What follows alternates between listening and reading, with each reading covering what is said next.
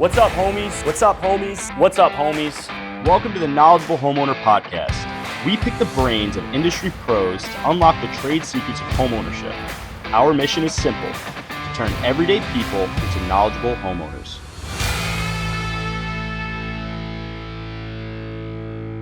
What's up, homies? Welcome back to the Knowledgeable Homeowner Podcast. I'm Sturdy Joe. Here with me today is Andrew Friedman, owner of Sublime Shower Doors. Sublime Shower Door. Thank you so much for coming on, man. Appreciate you coming in. I appreciate the opportunity. Yeah, absolutely. I'm looking forward to learning a little about it. I love niche stuff. Like, one of my main things with this is, like, I'm always looking for unique niche stuff where people might think they get it, but there's so many little things that go into it. You do this every day. I think there's going to be so much good info that you can share with the people. So before we get into that, I want you to take a second, introduce yourself, how you got into the industry, your construction background, all that good stuff. So yeah, Andrew Friedman, owner of Sublime Shower Doors. I got my start with my father, who owned a company in Huntington. Nice. I worked with him through high school and college. Worked for there a couple years, got to a big commercial storefront union. Worked there for like 4, ran my business on the side when I started to get tired of working for other people. Nice. And then been out on my own for 2.5, 3 years. Nice. So you were doing storefronts for, like, the union shop was more commercial storefronts. So yes. Main Street, the door, the window, thick glass, bulletproof glass? We did bulletproof glass also. I know a company, my wife's cousin does bulletproof glass. In West Islip? Yeah. Yeah, Action. Yeah, That's where I came from. Really? Uh-huh. All right, so my wife's the Simonetti, so. No way. Yeah. So wow. Uncle Lenny started it. Yeah, and then Eddie took it over. Yeah, now so it's Johnny and Eddie. Yeah, so that's my wife's. My wife's got a really big family. So there's 1,000 Simonettis, but I know. Yeah, there's too many of them. But yeah, that's so funny. So that's what. As soon as I didn't think about it till right now when you said union shop, because he's done, like, anytime anyone needs storefronts, I just tell him to call Eddie. Mm-hmm. But this is interesting stuff, man. Okay, so you guys are a union, which makes perfect sense. Did your dad work for them too? No. So my dad owned his own private company, and that was a lot more like custom frameless glass and storefront stuff also. But when I was at Action, just pure storefront. Okay. Huge jobs. They do crazy stuff. Yeah, they just did the whole Belmont Retail Village. So crazy. A bunch of stuff at Hudson Yards. Yeah. Just any huge building. Yeah, they can take on everything. They do. So you grew up, your dad's doing glass. How did you start? Did you start working with him on the weekends? Did you avoid it and then fall back to it? How did that go? I just always wanted to work. Yeah. For some reason. Make money. To make money, yeah. Stay busy. And I don't know, I just liked building. So I found it very interesting. Were you working with him on the weekends and stuff? Yeah, and then in the summers. And then I went to Nassau Community College and I stacked my schedule Tuesdays and Thursdays at school. So Monday, Wednesday, Friday. That's awesome. I was working. Yeah, so you were going to Nassau and working, and you did it pretty organized too. Yeah. So you can focus on one day and one on the other. Pretty much. That's awesome. So you were working with Pops, and then you got into working in the union shop. Mm-hmm. A few years of that, and then you decided. So you started doing side work. Yes. And while you're still working for the union shop, and then at a certain point, you decided to jump out and go on your own. That's awesome. Exactly. Yeah, classic entrepreneurial journey. Yeah. You realize, like, why can't I do it for myself? And I've seen your work. Your work looks awesome. Thank you. You definitely do some cool shit. Thank you. But obviously it's Sublime Shower Door, so glass doors. But what is a typical? Is it just glass doors? Like, what does a typical job look like for you? So the bread and butter are shower doors. A contractor will call me, or a homeowner doing a renovation will call me, and that's what I do mostly on a daily basis. Mm-hmm. That's like the most common need for exactly. that. Yeah. But it's just a frameless glass door. So there's a bunch of applications. People use it for wine rooms, pantries, sauna or steam rooms, I feel like. Glass partition to, like, divide a room. There's a bunch of stuff you can do with it. You get creative with it. Yeah. And then more on the higher end homes in, like, out east, they're building these 10-foot basements where I saw that they had, like, ones that had a gym where they had, like, a sick glass door, like, looking in. So, all right, so you get creative, but the bread and butter is shower doors. Shower partition door. All right, so your regular job is probably a decent mix of new construction, existing construction, or? Yeah, I'd say mostly from contractors is new construction, and then if a homeowner calls me, they're just redoing their bathroom or something like that. Okay. Where in the process, when I'm redoing my bathroom, am I calling the shower guy? So you can call me at any point, but for me to come out and measure all the tile work and stone work, like the slabs on the bottom, all that stuff needs to be installed. Okay. Because I come in with a beautiful, expensive laser. Oh, nice. Measure everything. So you template it with technology. Essentially. Yeah, we're using tech to template this to make everything because I mean the glass now I see is like so precise. It's sick. That's the most important part of the job. Yeah. If you measure correctly, everything after that should be simple. It's just assembling it and doing it the right way and how to do it. All right, so majority is bathroom remodels.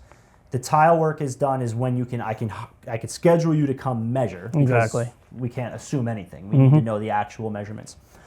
What is like a typical, and this is not to hold you to it, but if I was calling you're representing shower door guys. That's our perspective here. It's like you're speaking That's for a lot the of trade. responsibility. Yeah, there's a lot of weight on your shoulders. But just, for anybody using any run-of-the-mill good shower door guy, like what's the turnaround time between you coming and measuring and that glass door being ready and it being installed? How long am I going without a shower door? So you can assume from deposit to install should be under 3 weeks if it's something common. Yeah. The majority of the time is just waiting for materials to come in. Glass tempering will take about 2 to 2.5 weeks. And then a couple days after that, I get out to What's you. glass tempering? Tempering. So there's two types of glass. Okay. You have plate glass or annealed or float.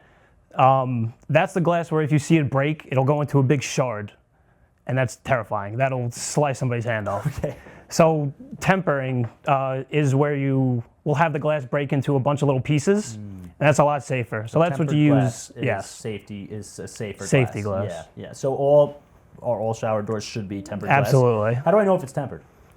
There's a tempering seal typically at the bottom of showers. Is that a requirement? Will some tempered glass not have that? Because you're saying like in the bottom corner there's that impression. Yes. Okay. So if the house is being inspected, I would assume the inspector is going to look for it. It doesn't always. Part of a code inspection, you're saying, is like their final would be to look for tempered glass Correct. for a shower door. Okay. I know the windows that are closer than 18 inches off the ground, those have to be tempered. So that's why I was familiar with the stamps. And those have the stamp too. Those have the stamp, but typically nobody cares if the window stamp. They never see it. But in my mind, I'm thinking like somebody's got this crazy fancy bathroom. But they probably don't even know it's there. They don't, but you don't need the stamp, but you need a letter saying that it's Certified from exactly the manufacturer Yes. that we installed this thing on it. This is the exact product we built and it's tempered. Okay. All right, and that's because we don't want it to shatter into a giant knife edge. Yeah, it's a guillotine. It's terrifying. Yeah, so that's not even an option. Like we're installing tempered glass every single time. Yeah. Okay. All right. So we have the tempered glass. You said it's roughly 3-week turnaround time. Mm-hmm. That's for bathrooms. When we're picking out the glass and we're doing our bathroom and we call you in, I think people assume it's just like, hey, can you come put a shower door in? But I'm sure there's different things, different hinges, hardware, equipment. What are the different things I can get for a shower door? So aside from glass, we'll start with hardware. The most common thing that you can change is the handle. Mm-hmm. There's a variety of options, but the majority of handles either come in 6 or 8 inch. So even if you get a standard one to begin, they come on and off very easily. Okay. People like to change that the most. Yeah. The hinges usually stay the same. You either have a square one or a beveled. Is there a difference in quality, or does everybody kind of use the same? You like I said, I know there's worse. There's always somebody doing it worse. But like you're good, like the other people in your trade that you kind of respect as well. You guys are all installing like a similar quality hinge, or could I pay for a higher quality hinge, or it's kind of standard? It's pretty much standard. Yeah. CRL is the main manufacturer, and that's essentially what every other manufacturer will base their product off of. But they're the standard. Okay. CRL. Okay. And it's frameless, right? The glass is so like there's no like metal channel on the top or anything, or the only channel. Well, you can use channel or clips. Okay. So either or works fine for holding the stationary piece of glass. Channel is just a U with a 3/4 profile that the glass sits into. And that's just a cosmetic difference? It's just cosmetic. Okay. And the other is a wall clip, where you'll wind up just using 3 or 4 clips, or however many, depending on the size of the glass, and then you silicone that glass right to the wall. Okay. All right. So those are really that's a cosmetic difference. And then, so the hardware is glass, hinge, handle. What about like gaskets? Same thing with the gaskets. Gaskets are kind of pretty run of the mill. Yeah, exactly. All right. So what are other variables? Either I could opt in for to spend more money to make it better, or in the same sense, if I got a quote from you and a quote from somebody else, is there a chance they use like the glass itself? Could somebody be installing like cheaper glass? Not necessarily the quality, but the thickness is one thing. So standard, I'll do a 3/8 thick door and a 1/2 inch thick panel. Okay. The reason for the difference is the stationary panel a little bit thicker, heavier, more rigid, Yeah. so it won't rattle. Yeah. And the door a little bit thinner, so it's lighter and it's easier on the hinges. Okay. All right. So that's pretty standard. So that's not something that would change. The depth, the thickness of the glass is pretty standard across the board. You can do 5/16, you can do 3/8 all across, but It's not necessary. no. Okay. I find the 1/2 inch panel 3/8 door is just what I find optimal. All right. Cool. All right. Well, I see you did bring some mock-ups with us. did. Can you explain what we Sure. got here? Should I show somebody? Yeah. Show it up. All right. So Dig one. there's two main types of glass. You have the standard clear, which is what Joe has. It has a slight green hue to it, and the edge is somewhat dark. And it's exaggerated because it's so small. Okay. But if you want to upgrade, ultra clear or low iron or starfire, that will have no hue. It has a nice light blue clear edge. It's fairly expensive, maybe about 40% more than standard clear, but it's definitely an upgrade. Yeah, but I like. see what you're saying now is that it's got this hue to it. That's perfectly clear, essentially. Yes, yeah, exactly. Because now looking at it, like I definitely have noticed that before, that adds like a sharpness to the room because it feels like invisible in a sense. Exactly. Like this definitely, even without my greasy fingerprints all over it, like it's definitely still gonna. And again, It's fine, but that's exaggerated because of the size. Yeah, but I think like mine in my shower door, I think is like this, and now I can definitely see that. I can definitely see the difference because I Yeah. go into some really nice houses where it's like, damn, that door, like there's something crisp about it. That's definitely what that is. All right, so that's an upgrade if somebody was looking for a different glass door. So what was this called? That's just standard clear. Standard clear. And this is ultra clear, low iron, starfire, There's different brand names. different for it. brand names, Yeah. but ultra clear is what I would say it's called. Okay, pretty cool, pretty cool. And then you have something else here too. Yeah, so another option for the glass is a water protective coating. Again, there's a bunch of brand names, Enduro Shield. DFI is the one that my manufacturer uses. So I don't know if you can see, but one side is applied, one side's not. And you see how the water stays on the glass? Yeah. So when water dries on the glass, that's how you get water spots. To prevent that, you would apply DFI, and then the water beads off like Rain-X. So it's like Rain-X. Exactly. Oh, okay. So this is applied during the manufacturing process? Yes. It's they have a big spray booth and they spray it on all professional like. Yeah. And now, how long does something like this last? It comes with a lifetime warranty. Oh, shit. So I have not gotten a call back of somebody asking to warranty it. Yeah, for because how I long think I've been that's doing it. one of the things I wanted to get into is like maintenance for shower doors. And I think in my own personal experience, probably just keeping it clean. Yeah, Right? the best way by far is to squeegee it after every shower, but nobody does it. Yeah. And I wouldn't do it. Yeah, I know. I just want to shower and get out.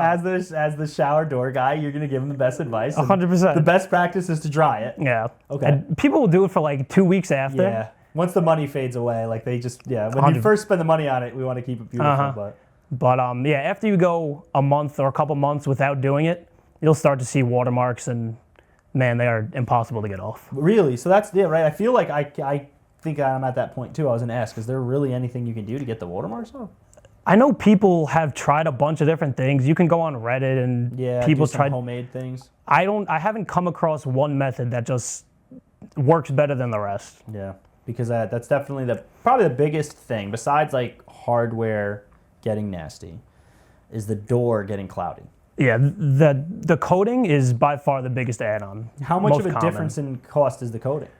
Depends on the size of the shower door. It can range from $200 to $300-$400, Oh, all right. depending how big the shower. Yeah. A normal shower, probably $2 and change. I probably would do it. Yeah, It's so common. yeah. People opt for it every other shower. Yeah, because I feel like my glass door is probably 6 or 7 years old, and if you're telling me I could never really get it back to mint, like that kind of sucks. Where if like I would definitely would have. If you could tell me now I could pay $500 to get it back to good, Yeah. I probably would do it.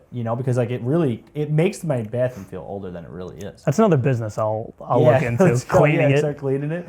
I'll be your first client. Yeah, dude. for real.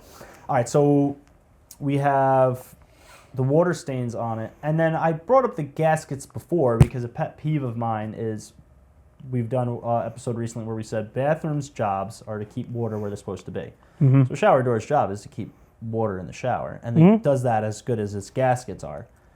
Can we replace the gaskets that?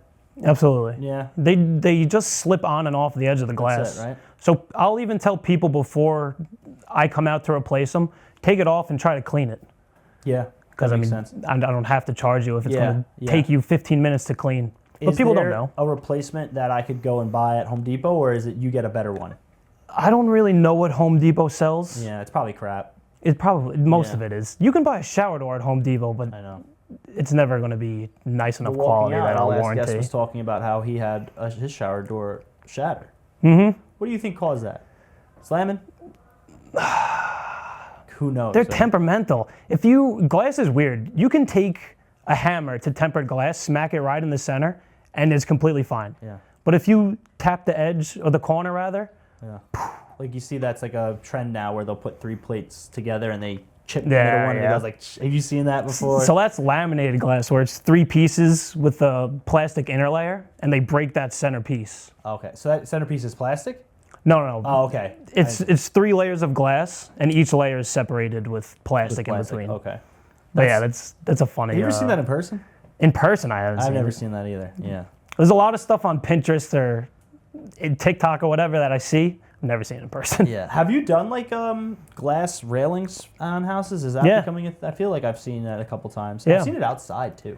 Yeah, absolutely. I did a nice deck one in Wantagh. That's it. The deck's on the water because we don't want to ruin the view. Yeah. Yeah. And then even there, even though it's exterior, it's not a shower, you can still put that water protective coating on I it. feel like you'd have to then. It works great because Yeah. it 'Cause prevents that all the water's salt water hard. and everything. Yeah, Like exactly.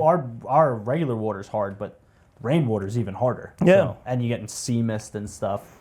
I saw one thing where they're making a solar panel that is going to be like translucent like that, and it's going to be for the I was doing a house where this guy was trying to make every square inch of the exterior PV. So like the roofing obviously was the tiles, but then they even make vertical panels for solar panels. And Wow. he was going to do his deck railing where it looks like glass, but it's got like a darker hue to it. You can still see through it. Yeah. And it provides very minimal, but it still provides like electrical Wow. currents. Yeah, no, it's Like you can use that solar panel as a window. I guess. Wow. Yeah, I guess you could technically. Yeah. That's pretty cool. We weren't there. We weren't that. Yeah. Literally every other square inch of the house was a solar panel. It was kind of crazy. Wow. The return wasn't there because they were spending so much money to install it, and like those glass panels are going to. It's like a trickle charger of electricity that was coming through it.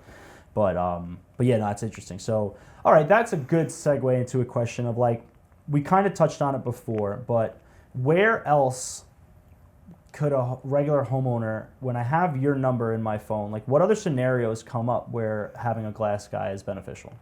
So pretty much anything except like the exterior double pane windows. Yeah. I find that's more of a carpenter's job. Yeah. But mirrors, railings, partition, Mirrors. shelves, mirrors. So absolutely. if I break a mirror, I can call my glass guy. And, Yeah. Yeah. Okay. So that's a good one to know too. Because like I feel like a lot of homeowners, their hesitancy to fix things, and also it leaves them prone to getting taken advantage of, is they just don't know the right person to call.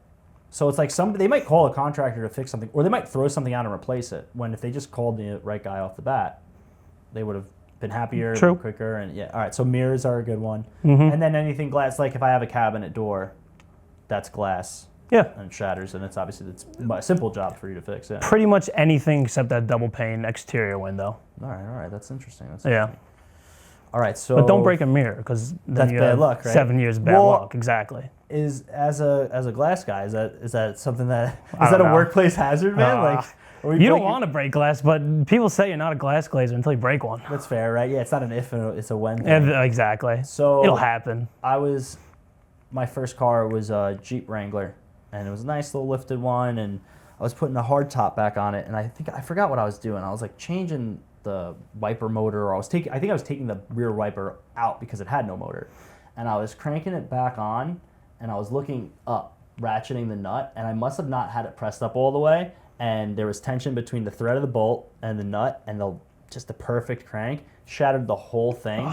And it just rained on top of me. That was like, and since then, like when you walked in, I was like, I don't like working with glass because that's my only experience with it. It's just shattered on me. It's so hard to find people from other trades to do glass also for that reason. Like if you're carrying a piece of plywood or a piece of sheetrock, you can just plop it down, no problem. I body slam plywood. Like I'll carry plywood with one hand and just throw it to the side. And it just lands perfectly. No, you have to. You have a finesse. You have to have finesse. Are there like little trade secrets to like when you're working with glass that like are obvious to you, but like when you first started weren't? Like how you handle the glass and how you secure it? I don't think so. I think just learning to be gentle. Yeah. And like I said, the corner is the weak part, and that's, you're putting it down. So if you're on a little bit of an angle and it hits the tile floor or something. Is there cool like tools and stuff that you're using when you're installing? Like I'm sure you're not just taking a piece of glass and just like putting it down the floor. Is there like things that hold the bottom? Like no, we're just yeah. Is it wrong? I mean, I'm a strong guy. Yeah, I know. There's really good suction cups that's probably the most common. Suction cup is your tool. Similar to like the tile ones. Mm-hmm. Is it just a standard suction cup, or is it these fancy ones that have like a motor? You can get the one with the motor. I don't use it. I use the manual pump. Suction cup. But that's probably the best for handling glass outside of just using your hands and being careful. Yeah. So suction cups and like some drop cloths and like a towel or something, so, just to soften the edges up. Yeah. Do you install by yourself? I did a ton by myself. I was gonna say, I feel like like you gave me the vibe that like you do them in yourself, so you could throw in a shower door by yourself. Yeah, I got so good at it. How do you hold it in place? Disgusting. How do you hold it in place? Figure it out. Get out of here. Swear to God. Even a step farther than that, I didn't have a truck forever. I have a Jeep, and I didn't have my back seats up for like 3 years. What kind of Jeep? Grand Cherokee. Okay, yeah, okay. So at least SUV. So but putting everything down, because I guess the panels aren't super wide, so you could slide everything in there. The standard ones. Yeah. Yeah. I mean, the larger stuff, obviously, I have a hand. I have a truck now, but somebody with a pickup. You could have figured it out. I always figured it out. Yeah, exactly. Every single time. They're going to pay. We're going to figure it out. Exactly, yeah. Oh, dude, that's part of the hustle, too. That's why you're an entrepreneur. Yeah, I know. While you jump out the plane, you make the parachute. Like, that's just kind of part of it. It's like you take the job before you have the resources. One of my mentors in entrepreneurship is a good friend of mine, and he does a lot of different construction. And I was taking a job that I didn't have the tool for, and I didn't know if I should take the job. And he's like, yeah, take the job so you can buy the tool, and then you can use the job of the tool. It's like, oh, that's the entrepreneur. And like now that's like not even a thought. But like when you go from working for somebody, you're like, oh, I don't have that. He's like, well, you will if you take the job and you buy the tool. And I was like, I know, but that's all of it. And he's like, but you got the tool out of it. So now and I was like, oh shit, this fucking guy, it's entrepreneurs, man. I find that so funny because to that point, like whoever I worked for, they have tools that sit on the shelf forever. Like you use them once on that job, like you talked about, and then it sits on the shelf forever. Yeah. You have it. Yeah, I know. So we're just talking about, all right, carrying the glass in your truck. Like when you drive down the street, do you have like the things that end up on the side? So yeah, now I got a nice glass transportation, right? Yeah, now I have a nice transit van with a rack inside and all that stuff. And do you cut the glass, or you like your shop, like you go to a glass guy who cuts it for you? So you're an installer. When you order tempered glass, they take care of everything. There are companies that will cut the glass and then send it out to tempering. Like there are a bunch of companies in Queens that'll do it, but just not my model. It's so much easier for me to just order everything. I might pay a little bit extra, but I don't have to worry about any other fabrication or anything. I feel like that's a separate job. Like it's a job to fabricate it, and there's a job to install it. Like you can either be in the office all day doing that, or you can be out in the field installing it. So. And the product, as long as the product is good, like you're delivering a solid product to the client, it doesn't matter at that point. I agree. Yeah, you're delivering a solid product. You do have to find a manufacturer that you trust, though. Okay. So you have a relationship with the people who make your glass. Yeah. I mean, as funny enough as it is, I'm 27, but I've known a manufacturer for 10 years. They've seen me walking in when I was in high school and everything, and I was that little kid, so.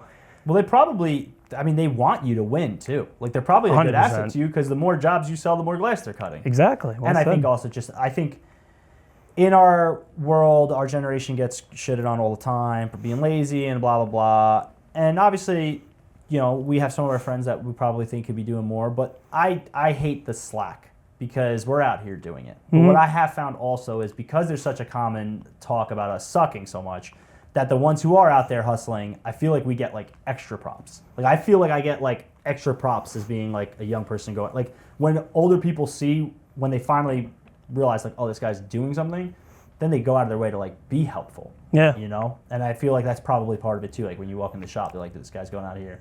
In your niche industry too, there's not a ton of glass people. Yeah, I don't really know glass people. I think in construction specifically, a lot of contractors relate to the young kid starting out, doing his own thing, because that's pretty much how they started. Yeah, true. Yeah. So you tell them that, and you know, open up to them, tell them your story, and a lot of the times they're on board. Yeah, it's hard to hate that. It's hard, like even now, like you said, you're still young, but if you saw somebody even around your age or even older, but like new in the process, because now you're experienced, you've been owning and doing this for some time. If they were new in the process, like you would even look at it, like you said, from your own lens, where it's like, I remember when I was at that spot. And if like something's free for you to just give them some good advice, it doesn't hurt to do that. 100%. Yeah. You can even look at it like we go to the gym. You see someone who just started and they're like out of shape or whatever. And some people will look at them like, oh, they're out of shape. Like, he's at the gym. He's trying. That's what he's doing. Yeah, That's why he's here. Obviously, I don't want the gym to be overcrowded, but like I hate when people bag on like resolution people, because it's like, listen, if they're just trying to get, like, we're here because we're trying to do something. They're trying to do something. I'd rather help them 100%. than make fun of them. Yeah, 100%. So I feel like with business, because they shit on us for being a lazy generation, the ones in our generation who are doing something, which I think are a lot more than we get credit for. There's a lot of people out there doing it, but I think in your field though, you're probably one of the. Yeah, I think the probably. next youngest glass guy is 40. It's by very default, possible. right? Like every single person I've worked with in my dad's shop, the union shop, everybody's older than me. That's awesome.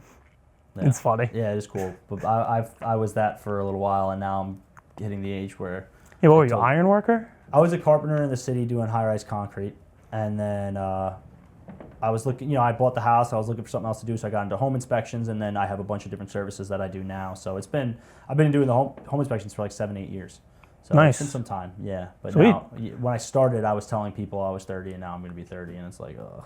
And now you're going to be 30? I'm going to, yeah. See? You Well, how old are you? I thought I was 47. It's the beard. That's what it is. Beard. I know. It's the beard. I know. I'm technically 29. Wow. I know, right? Oh, so we're in the same boat. Yeah, we are. That's why I say my generation. And you're like, this old fart. Well, but you could be 35. I still say my know, generation. I know. I got to cut down a little bit. That's scary. And when I was 19 working in the city, guys would think I was 30. And I was like, that's really bad, because when I'm 30, and they think I'm 40, and when I'm 40, and they think I'm 50. True. You just got to shave, man. I love it. Oh, I love the beard. It's my favorite attribute. I can't do it. No? I'll grow it for like a month. You have a good outline. Appreciate that. Yeah. Are you hitting on me? Yeah, a little bit. Yeah, we're very beard positive here. Like Ed, the architect, a little bit ago, great solid beard, like automatic gain of respect. I can see the lines though, bro. You should grow the beard out. I grow it out for a month only because I'm too lazy to shave. I could never have a clean face because I'd forget to shave, and then I would just walk around with a scruffy 5 o'clock shadow. Pretty much what I do. Yeah.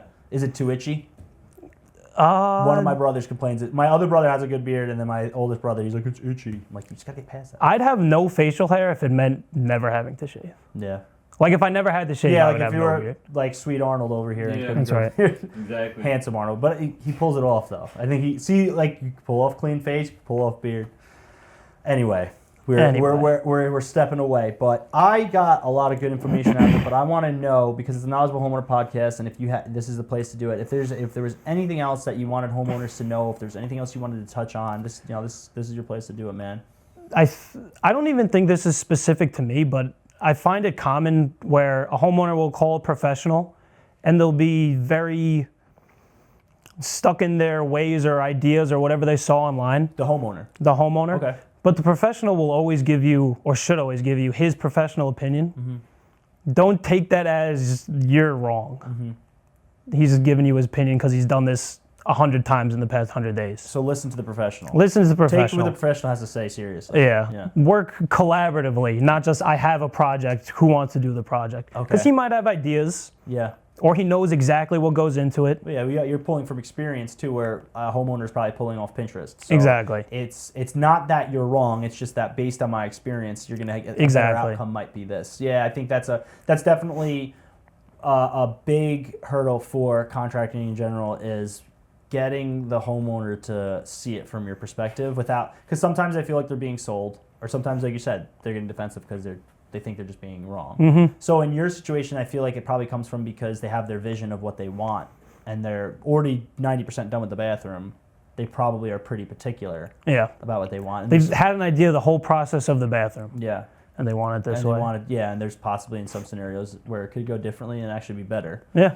So just come to a project with an open mind. Yeah, Listen to your well contractors. And it doesn't hurt to just listen and consider it and sleep on it. Exactly. And ultimately, if you go the other way, it's their house, they're paying, but take the advice. And honestly, even me when I started out, I had trouble from the opposite side. Because I would come in to a bathroom not knowing what the plan was, but I would immediately see what I would do. Mm-hmm.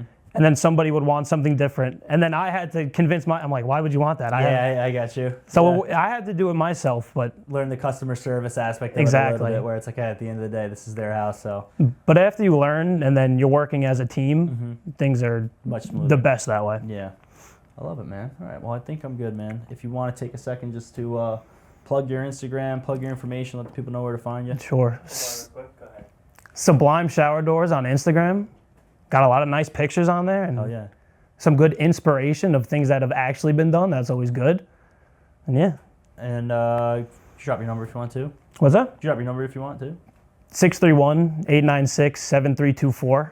That's my cell phone, so I'm putting that on the internet, but I'm answering my phone all night. It's ridiculous. Can clip it out if you don't want. No, I don't care. I want people to call me. I do like your Instagram too, though. Was really eye catching. Like you do have, it's like you do some sick work. Like that, the second I saw it, I was like, dude, this guy does awesome shit. And I knew it was niche stuff, so I was like, let's do it. Let's get on it. I like it really cool that like at the beginning of my Instagram, I would post like a shower, another shower, normal shower, and then as you see the year go on, it kind of increases in size and quality, and I love that. It's cool. It shows your story. It does, yeah. That's awesome, man. And I just love that people keep giving me the opportunity. Well, it's going to keep happening, and hopefully you get a little more out of this too. Absolutely, yeah. Even you calling me, I find so cool because there's 20 companies in a 20-mile radius that have been doing it for, 10 times as long as me. That's what I think is so cool about social media is like it put your social media in front of me and you posting regularly, because it wasn't like one post, it was regular, and I saw really cool stuff, but I also didn't see you. And I want part of the reason I do this is because I want contractors to get in front of the camera more. You speak well, you're a nice guy. Now when people hire you, hopefully they can see this, and now it's another 40 minutes of them hearing you talk and hear you talk as an authority in your field. And it builds, I think it's an extra step in the sales process, and it just builds a little bit of trust too, which is cool. So, but yeah, man, thank you so much for coming on. I appreciate it. All right, thank you guys for tuning in. Until next time, stay knowledgeable.